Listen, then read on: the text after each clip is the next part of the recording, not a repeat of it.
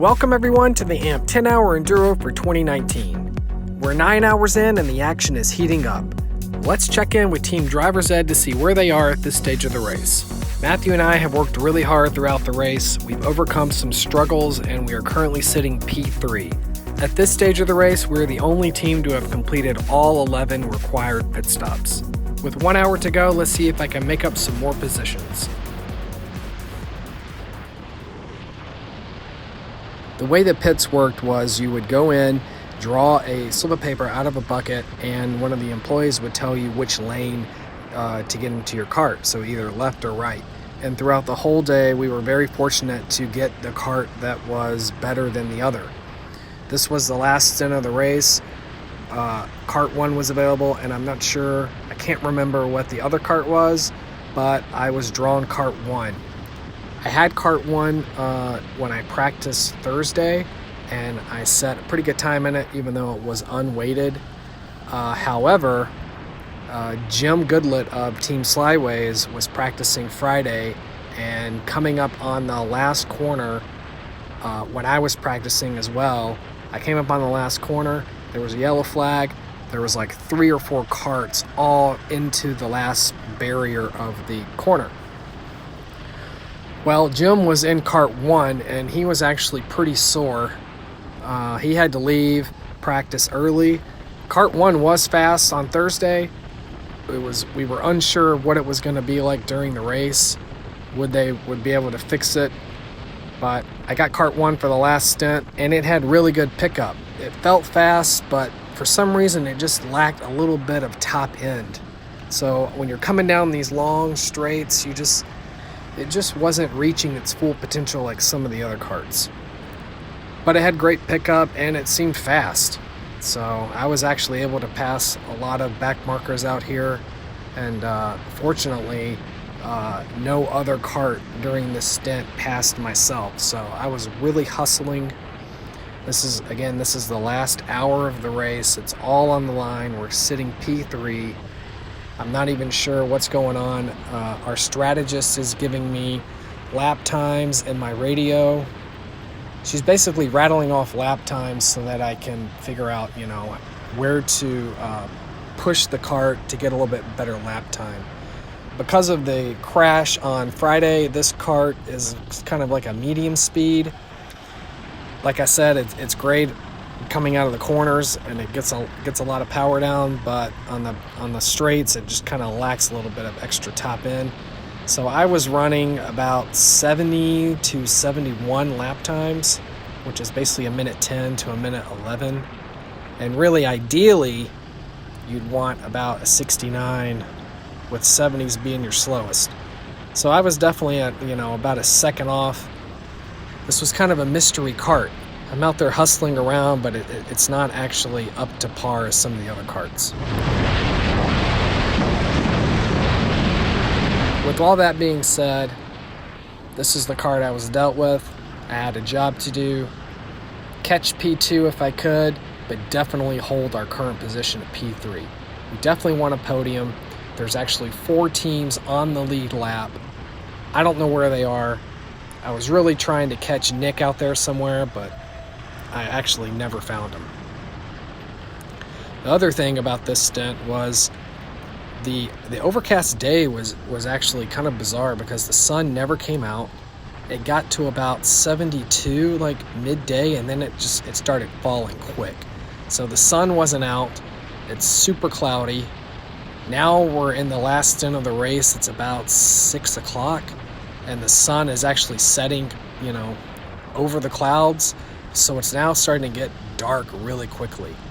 I actually had a tinted visor on because I didn't bring my clear visor just to save a little bit of room in my suitcase.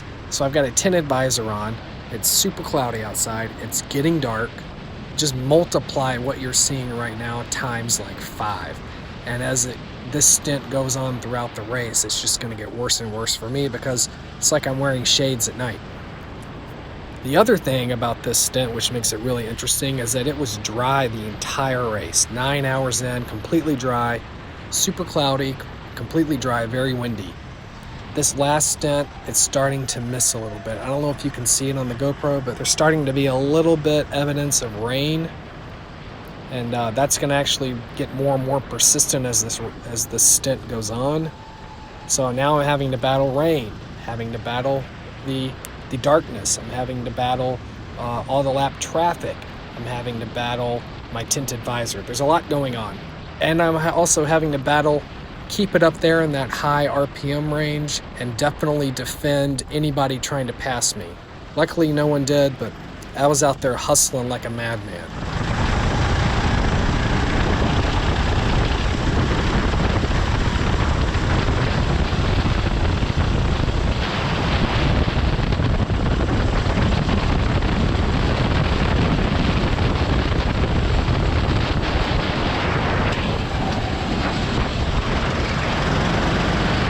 Another interesting thing about this whole race is that I guess like the top 5 teams all had 2 drivers.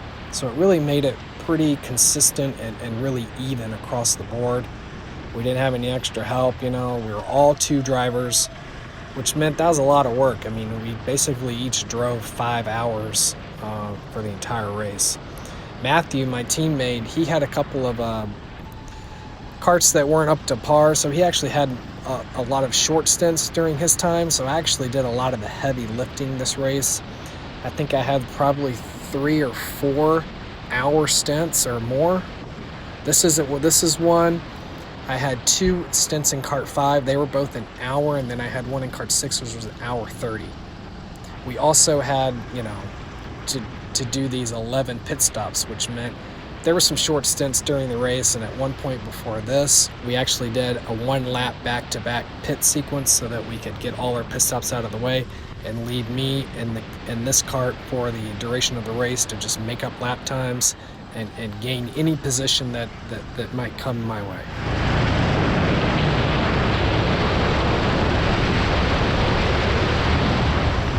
What's also great about this race, personally, is that I got a new GoPro, I guess around late in the summer. So now I'm using the GoPro Hero 7 Black. And actually, I really wanted to get the view or the camera as close to my visor as possible. So this is actually a new setup. I've got a sort of small bent GoPro curved arm, and then I've got a couple of extensions to really get the camera down as close to my eyesight as possible. And I'm actually liking the way that the video looks. If you go back in some of my other races, the GoPro, I was using a Hero 5 Session, and it was just sitting on top of the helmet, which all that footage is great, but now comparing it to this, it really makes like the viewing angles like a really like sort of ominous sort of sky cam. And this is a little bit more down to the ground. I actually am liking that I can see my hands in the steering wheel. That was another big, not really a big issue, but something that I was really trying to work on in my other videos, is trying to get my camera in a certain position so that I could actually see, the viewers can see, what's going on with my hands, my feet, like my braking and all that stuff. It just adds a little bit more to the videos, and it helps me learn what I'm doing in the kart, because I'm not really focused on any of that. It's all sort of muscle memory, and it's great to see on the back end kind of what is actually happening out there and what I'm actually doing to the kart. The other sort of issue with getting a new camera is that I was trying to figure out all the menus, because now on the Hero 7 there's this sort of screen back there, and you can it's touchscreen, you can do all that, and with the Hero 5 there is no screen. So I was messing around with it maybe a couple of weeks before this race. I was trying to figure out how to turn on the gauges and the GPS, which I still can't really figure out, because I had the GPS on, but I guess it never really picked up a signal, so I was unable to get any gauges on. Because a lot of other teams, if you search amp 10 hour or whatever, a lot of teams have gauges, and it just adds another element to the video. You can see speeds, elevation, you can see the track. It's pretty cool. But for me, I was trying to mess around and figure all that stuff out. I accidentally turned off this little feature called Quick Capture, which means you can push the record button and it will just turn the camera on and start recording. Well, I didn't know I had turned that off by mistake, so I got all suited up. I pre-weighted, I jumped in my cart, I hit that record button, and I went out. And after the race was done and I went and looked at all my footage, this was the only stint that I got in the entire 10 hours. So kind of bummed, because there was some good stints out there. I was passing a lot of people. There was a great stint in Kart 5 that I had, and I got back. Tracy from Go Faster Racing, he congratulated me on such a great stint. We were like middle of the pack, 15th overall, and actually made us all the way up to like 5th or something. It was a great stint. It was an hour and 30 minutes, and kind of bummed that I didn't get that, because there were some great moves, and it was just fun being out there in Kart 5. So as you can see right now, there's a little bit more raindrops on the GoPro. This is also reflecting in my visor, but I'm concentrating on driving and holding my position and having great visibility. So I started wiping my visor and completely forgot I should also probably start wiping the GoPro down these long straights, but it didn't even occur to me. Thankfully, the water drops aren't too bad of a distraction. The only distraction for me was that as the sun goes down and it gets darker and darker, the garage lights and the building lights start getting brighter and brighter. So as you pop up over the hill later in the video, you're going to see, as soon as I pop up over the hill, it was almost like blinding me. I couldn't see anything, There's rain all over my visor. It was really distracting. As soon as you pop over that hill, you got to deal with that. And also, if there are any karts around, you got to deal with defending or passing cleanly. And actually, the track, even though it's starting to rain a little bit, the conditions of the racing surface was fine. I was pushing just as hard as I was earlier in the race when it was completely dry. The only issue is that if you come up on a driver who's a little bit inexperienced in the wet, or has never raced or driven a kart in the rain, I would check up just probably 2 or 3 car lengths behind, just so that I wouldn't get collected if they spun. So even though the conditions aren't ideal, I was actually being very cautious, but still being very aggressive. See, I'm tucking my head in right now, just trying to get a little bit more excess drag off my straight line speed. Just anything I can do. But by this stage of the race, my body is pretty sore. With only 2 drivers for the entire 10 hours, I was feeling it every place. But when you're in the kart, you've got a job to do, your mind is focused. I was just trying to hit every apex and nail every single lap time as best as I could, and take an ice bath when the race was over. Actually, I did not take an ice bath, but probably would have felt pretty good, because even though the temperature was about, high 60s right now, after the race, I was completely sweating. I was so hot. I wasn't sweating as much as I did in the July race, but having the cool breeze on the ride back to the hotel was just really great. Even though it was super cold outside, my parents came, our crew chief was there. She just wore shorts. She didn't pack any jeans or anything. They were cold because they weren't actually hustling around the track, but for myself and probably all the other teams out there that were, actually working hard, the breeze felt great on the way home, and the ice bath probably wouldn't have been a bad idea. Come to think of it, I've never actually taken an ice bath. I don't know where this commentary is going, but please comment below if you've taken one. Yeah, that'd be interesting to know.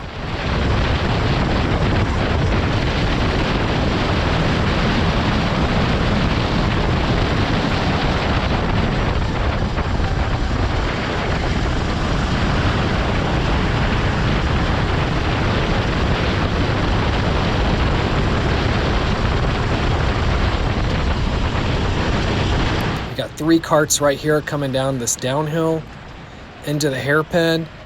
Even though, like I just said, I'm still racing pretty hard. My goal right now is to pass anybody I see. That's either putting somebody another lap down or just getting closer and closer to Nick and P2. Because I remember Matthew got on the radio at one point and was telling me, we're about 17, 16 seconds behind even though this kart was at medium speed, he kept saying, just keep doing what you're doing a great job. You are catching them, but it's just very slowly. And unfortunately, there just wasn't enough time in the race for me to get up there and race him and possibly pass him. The other thing was, after he said all that, the radio got real quiet. And I think he was just trying to, give me some room to concentrate and to focus on my driving, because like I said, the conditions weren't really ideal. It's starting to rain, it's getting dark, and listen to the radio, so there's a lot going on.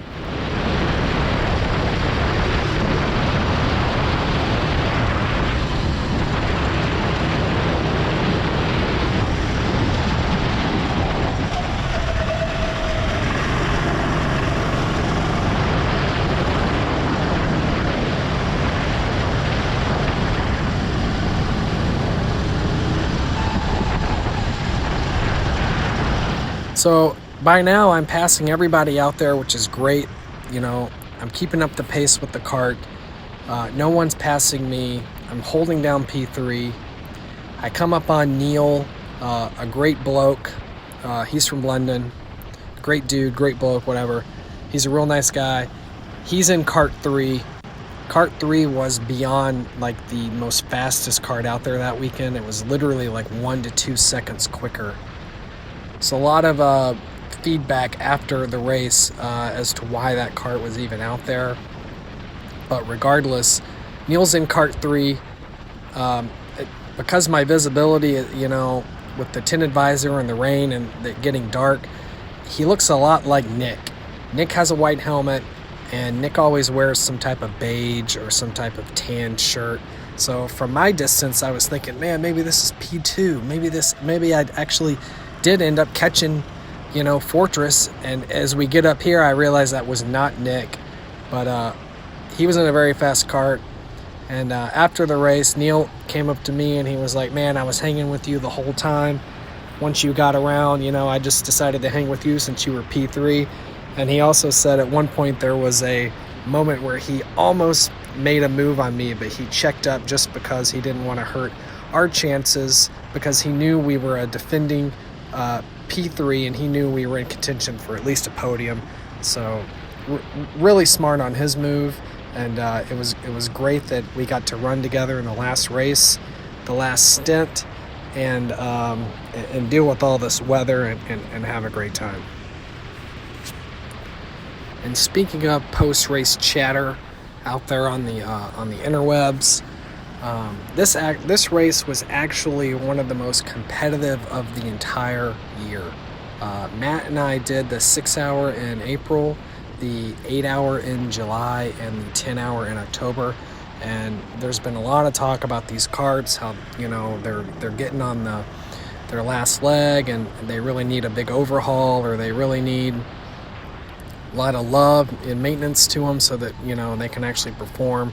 I know the July race, there was a lot of talk about the heat. There was so many karts that failed. It was hot. It was about 95 degrees, and the humidity was even more.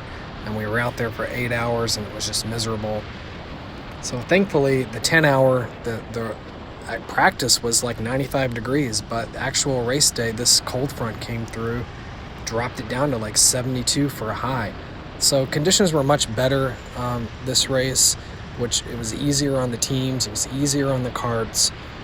There were only 21 teams this race as opposed to the typical 25. So that just left a few more karts in the pit stalls. I know in the past races we've had some kart shortages. You got 4 or 5 guys up there, waiting to pit, and there are no karts because everyone's out on track, and that becomes a kart shortage problem. But thankfully, this race, we didn't have those issues. But going back to just the post-race chatter, it seemed like all the teams were really pleased. I mean, it really shows when you've got 4 teams on the lead lap after 10 hours. So the competition and the competitiveness was really close this year. I know the staff at AMP were really thrilled. Trent, the GM, was really thrilled to hear all the positive feedback from everyone that competed in the event, and he said that that just makes him so happy, and that next year he has big plans that's going to blow our socks off. So who knows what that's going to be? Is it going to be new karts? Is it going to be different features? Is there going to be more endurance races? We'll just have to wait and see about that. But this facility is amazing. I love this track so much. It's not a kart track. It's more like a road course for a go-kart. I mean, every corner is unique on this track. The elevation is insane. It makes me feel like I'm at Road Atlanta, which is just about an hour down from this place. We got Petit Le Mans, which was the next weekend. So just a 10-hour kart race, a 10-hour sports car race the following weekend. It's so fitting, and I love it so much. It is becoming a favorite of mine. So I'm really excited to hear what they're going to do next year. I love competing here. I'm also really excited to see if any other tracks are going to host Enduros next year. Sad thing is that where I live, there's about a 6-hour drought around the city. So if there's just nothing happening without a 6-hour drive. And there are quite a few tracks out there. It'd be really great to try a new facility.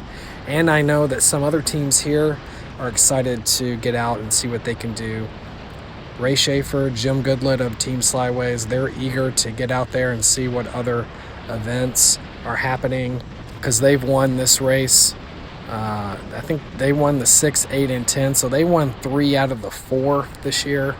They need to branch out. This is their home track. They're really good, but they're only going to get better if they go to other tracks with different competition, different strategies, different race rules, different karts. It just makes you better to change it up and to compete with new people. I mean, it'd be awesome to go to AOMR Motorplex in Miami. You've got COTA Karting, Circuit of the Americas. You've got a new track that opened up about a year and a half or 2 years ago. Race Biloxi down in Biloxi, Mississippi. You've got, there's obviously Dallas Karting Complex. There's NOLA down in Louisiana. So that's like 5 tracks right there.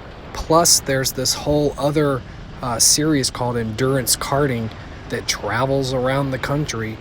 It's basically a ride and drive, but from my understanding, there's obviously different classes, but see all these safety equipment all over the SOTIs. None of that's on there. The LO206 I think is the fastest class, and then I think there's another class that has a little bit more minimal barrier, but you can still see a lot of the components, the engine, the wheels, all that stuff. Anyway, basically Endurance Karting is another series that travels around the country, and they do these big races, 6 hours, 8 hours.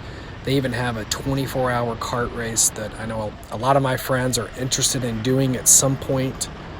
That would just be just think of the experience. Here you're watching 10 hours, 2 drivers. Think of a 24-hour kart race with 5 to 6 drivers on your team. 24 hours, man. That's just got to be insane. Nighttime, sunlight, dawn, dusk, wind, weather. I mean, it's just everything, man. Expanded over 24 hours. And I think in that series, you have your own kart. So even though it's a rental, every team has one kart. You're not swapping out different karts like in these endurance races. So something to really look forward to. Not sure if it's going to be next year, but eventually we're going to do a 24-hour kart race. And of course, I'm going to film it, and it's going to be on my YouTube channel. So if you're watching this and you're not subscribed or you're enjoying the content, I'm trying to get to 300 subscribers by December, and I'd really appreciate it if you're interested in what I've got going on and you want to follow and support. That'd be amazing. Hit that subscribe button and turn on your post notifications for more video content to come. I'm also in the American E-Kart Championship that's happening all over the country as well. That's 3 seasons over 24 weeks. The winner of each city gets to go to Chicago or another city that they choose next year for a chance to win $10,000. So that's electric karting. I'm doing that right now, so there'll be lots of those videos each night, every week on my YouTube channel, so you can follow that there. So there's going to be more stuff happening, and I'm going to try and do other things, still car related, but maybe not racing, since we're getting into the winter months, and I'm going to try and keep the content going and think creatively. So if there's anything you want to see, or want me to talk about, or would like to see on the channel, drop a comment below and let me know. Back to the action on the track. As you can see, the sky is getting much darker. The rain on the visor and on the GoPro is getting more prevalent. It's starting to be a little bit more of a handful out there. Still trying to keep this kart going as quick as I can, maximize my speed in the corners, get around all these back markers cleanly and efficiently, and hold down P3. I know Matthew said that I'm catching P2, which is Nick of Fortress of Solid Dudes, but at this point, I don't know where he is out there. Here's some action on the track through the S's. I'm following this guy in kart 17, and we both come upon two other slower back markers. He's trying to figure out a way around them. I'm just going to help him out and give him a bump so we can both get through cleanly and stay in his draft. Here's another thing too that I found out post-race, is that after we secured P3, Matthew was saying that Team Raptors, who has some crazy fast guys on their team, Banu, a local kart guy in Atlanta who's done like 1,000 laps around this track. He runs like 67s, which is like crazy times out there. He was in the kart on his last stint out there. I guess he was in a good kart, better than mine, because he had a 24-second lead. And I know after the race was over and we secured P3, Matt was saying that he took that 24-second gap in the last hour and brought it all the way down to 6 seconds. Had the race gone on like a few more laps, it would have been real tight for third place. But thankfully, he was actually 2 karts behind me. Even though if he had gotten around those 2 karts, he still would have had to have gotten around me, but it would have been a real good race. This is what I love about this track. It's getting dark outside. You got the lights on from the kart building and the garages and the chalets and all that, and it just makes me feel like I'm at the Nürburgring and I can see the actual GP circuit way in the distance, or the pit straights and all that, and I'm way back in the country just blasting through these corners. No lights, trees and everywhere, and it just makes me feel like it just feels cool out there. And it's such a great feeling to be out there in the rain, blasting away on your last stint, trying to maximize anything and trying to get everything you can out of the kart. It's the last race, defend their position, and bring it home. Okay, so by now it's getting really dark outside. With my tinted visor, I can barely see the apexes. I'm just using muscle memory throughout the race to nail them and pass as many people as I can, but it's getting pretty dicey out there right now.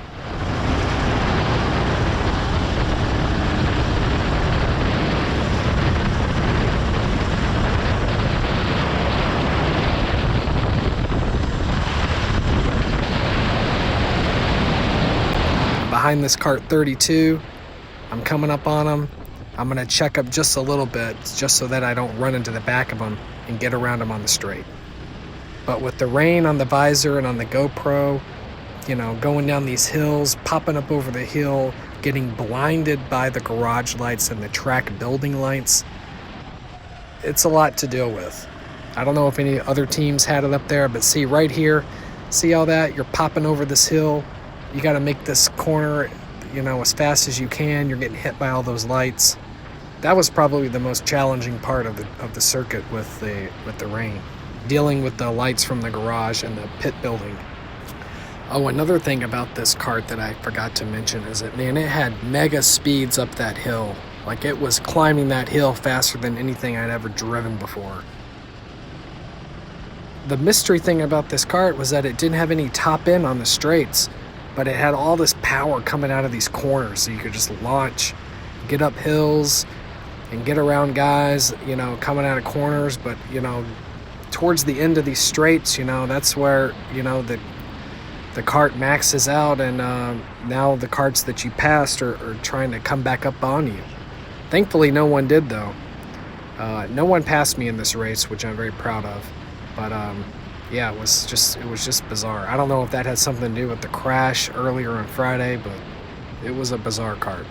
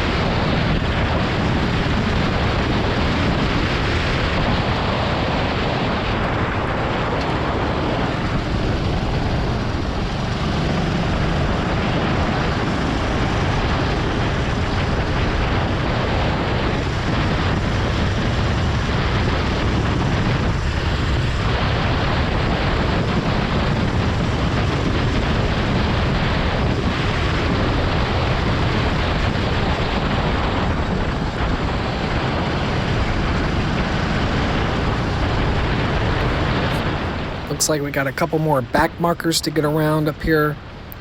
With the raindrops on the GoPro and the visor, it's hard to see, but thankfully I was wiping my visor every chance I got, so I could see fine.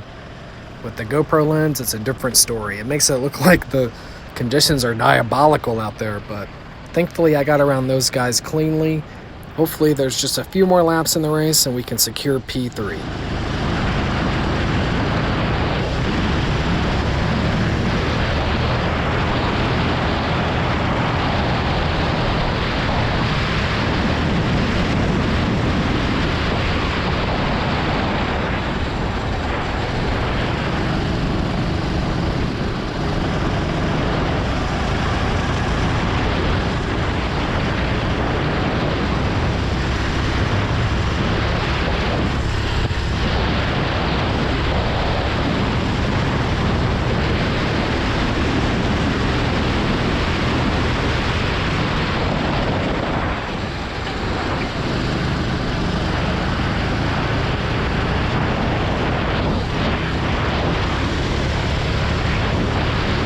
All right, looks like white flag next time by.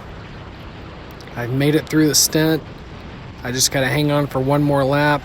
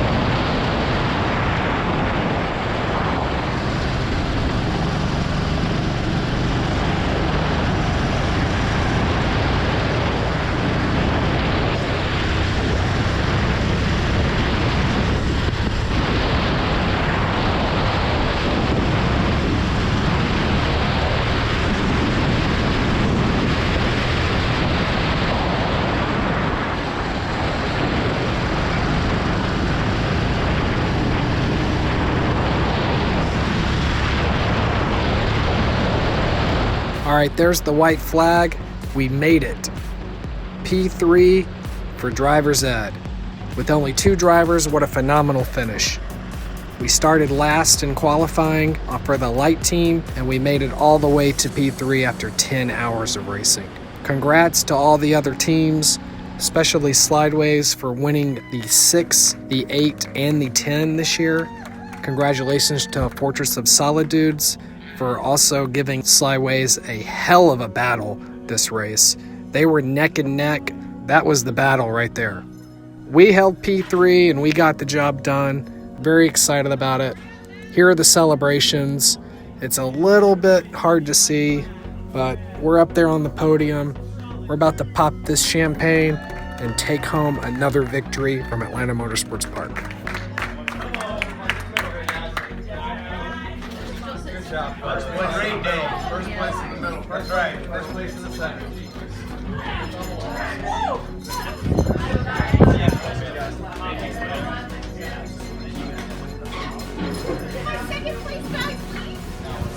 Fortress of Solid Dudes. They were up there in that room. One more. We're missing a guy. I Great job, guys. Yeah. Glad we're down here for the show. It was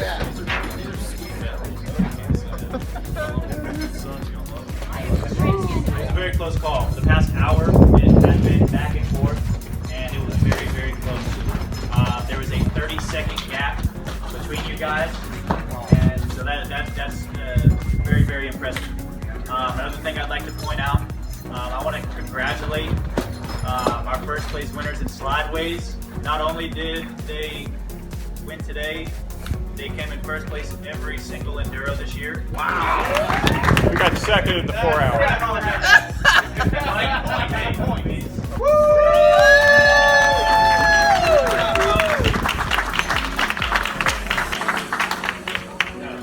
Alright guys, our light class winners!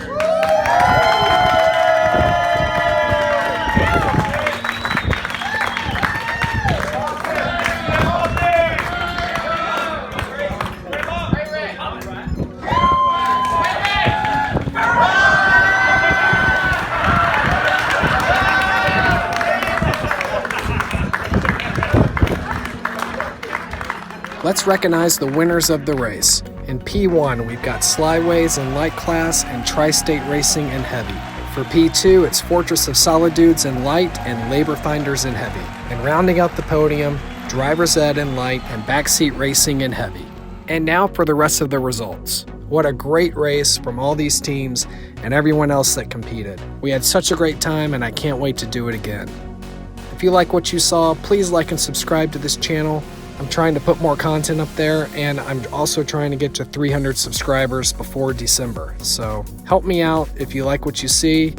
As always, thanks for watching, and I'll see you on the track.